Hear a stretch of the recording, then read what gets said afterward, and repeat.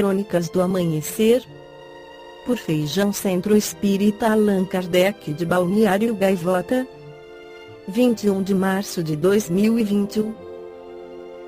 Porque um grupo de cientistas quer mudar o conceito de vida, e como isso pode revolucionar busca por ETs. Já aconteceu com você de procurar algo por muito tempo e depois perceber que esse algo estava sempre diante de seus olhos, mas que você não tinha percebido?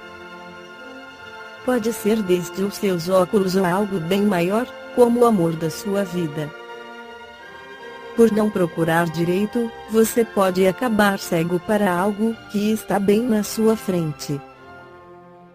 Isso, de acordo com um trabalho recente de 2 astrobiólogos, talvez seja o que nos impede de resolver 2 questões fundamentais: qual é a origem da vida e por que ainda não encontramos vida em nenhum outro lugar do universo.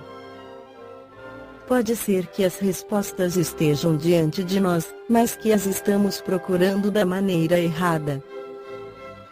Stuart Bartlett, um pesquisador de ciência planetária do Instituto de Tecnologia da Califórnia, e Michael Wong, do Laboratório de Exoplanetas da NASA, acreditam que, para encontrar essas respostas, talvez devêssemos mudar o conceito que temos de vida. E, para isso, propõe uma nova palavra vida, uma tradução livre para life, em inglês, para diferenciá-la da palavra life, que significa vida. O que é o conceito de vida e por que ele nos apresenta uma revolução existencial? Vida. Definir o que queremos dizer com vida já é uma tarefa complexa, mas para fins práticos, a NASA usa a seguinte definição: a vida é um sistema químico autossuficiente com a capacidade de ter uma evolução darwiniana. Essa definição descreve todos os seres vivos do nosso planeta. Apesar das diferenças, desde o menor micro-organismo até o ser humano, todos consumimos energia de forma autônoma, a utilizamos por meio de processos químicos e carregamos na DNA que armazenam informações e evoluem para se adaptar ao meio ambiente. Essa é a única vida que conhecemos e, de acordo com Bartlett e Wong, é aí que está o problema.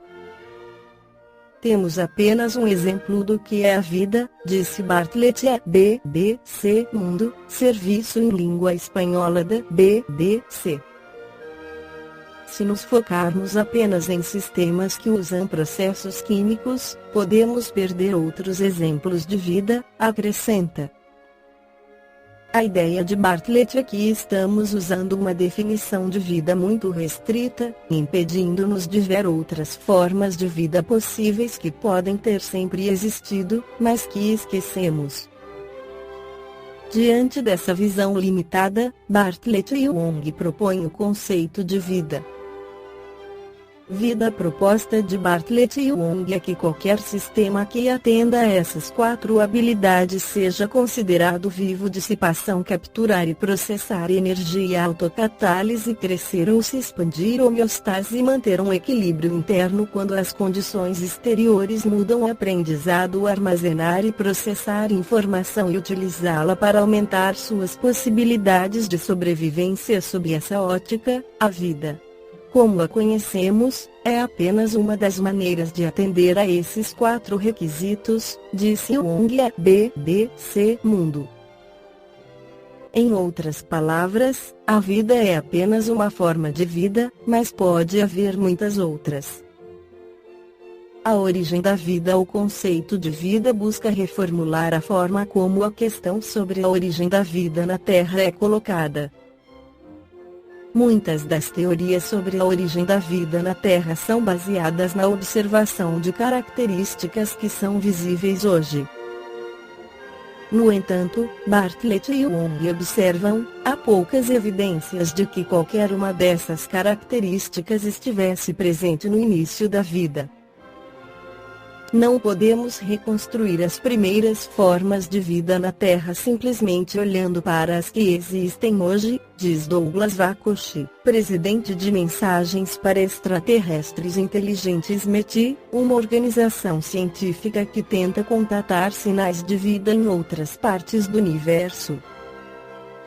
Vakoshi, que não participou do artigo de Bartlett e Wong, diz que isso equivale a comparar um trem moderno movido por ímãs supercondutores e hélio líquido a uma locomotiva movida a carvão. Ambos têm seu metabolismo, mas são radicalmente diferentes em sua construção, diz Vakoshi. Por isso, o conceito de vida sugere que a busca pela origem da vida seja centrada nos 4 pilares que eles propõem e não tanto nas características que foram observadas. Vida em outros planetas. O homem se encerrou em si mesmo, a ponto de ver todas as coisas através das estreitas fendas de sua caverna, escreveu o poeta William Blake. É isso que Bartlett e Wong querem mudar. O conceito de vida implica que talvez estejamos procurando sinais extraterrestres da maneira errada, presos em uma caverna mental.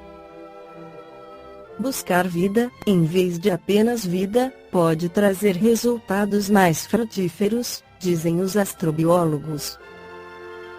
Bartlett se pergunta, por exemplo, por que presumimos que somos o tipo de vida que serve como modelo possivelmente universal. Isso ficará para trás quando descobrirmos outros exemplos de vida, diz Bartlett.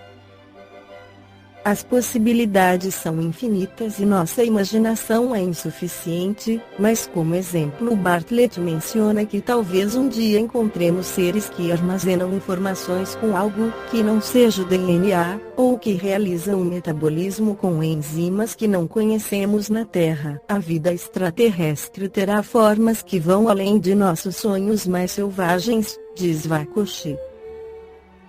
Os alienígenas mais exóticos de Hollywood parecerão tediosamente previsíveis em comparação com as surpresas que encontraremos quando fizermos o primeiro contato com alienígenas reais. Essa ideia implica que talvez devêssemos redesenhar as missões e os equipamentos com os quais buscamos vida em outros planetas, como o robô Perseverance fará em Marte, por exemplo. Queremos que nossos instrumentos não sejam limitados pela concepção do que é a vida na Terra, diz Wong. Queremos incentivar a buscarem sinais de vida que não se limitem ao nosso mundo. O sentido da vida e da vida é além da biologia e das missões espaciais. A proposta de Bartlett e Wong também carrega uma profunda questão existencial.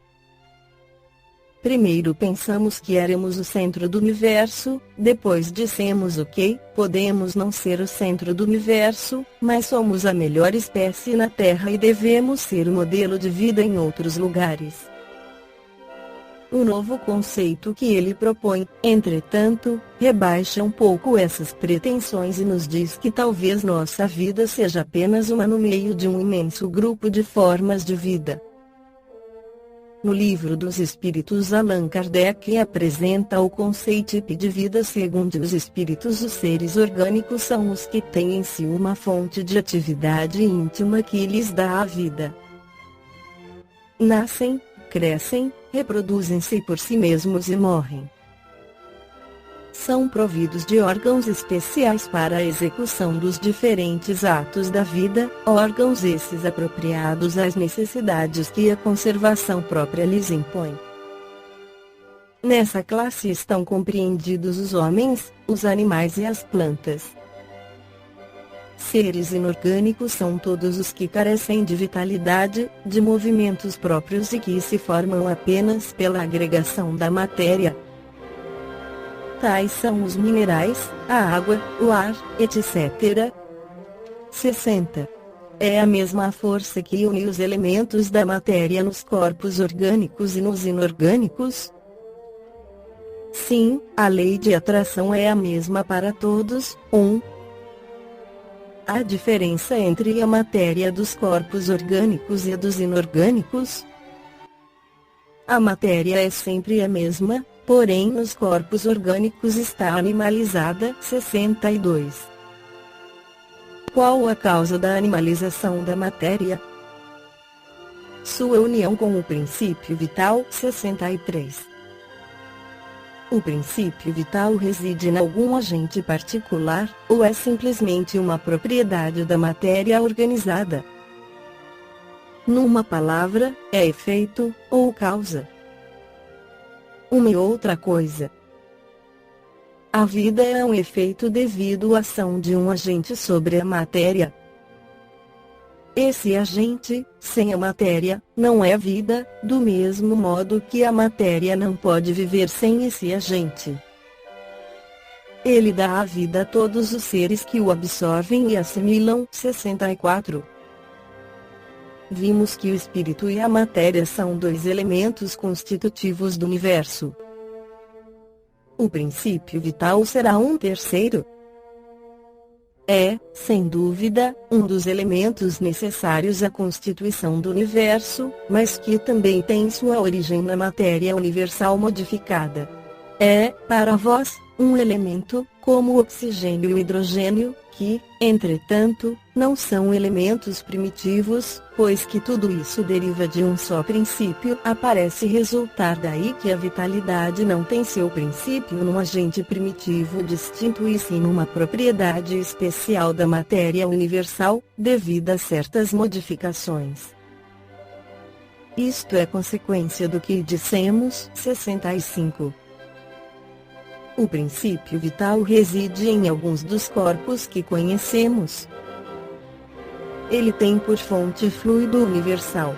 É o que chamais fluido magnético, ou fluido elétrico animalizado.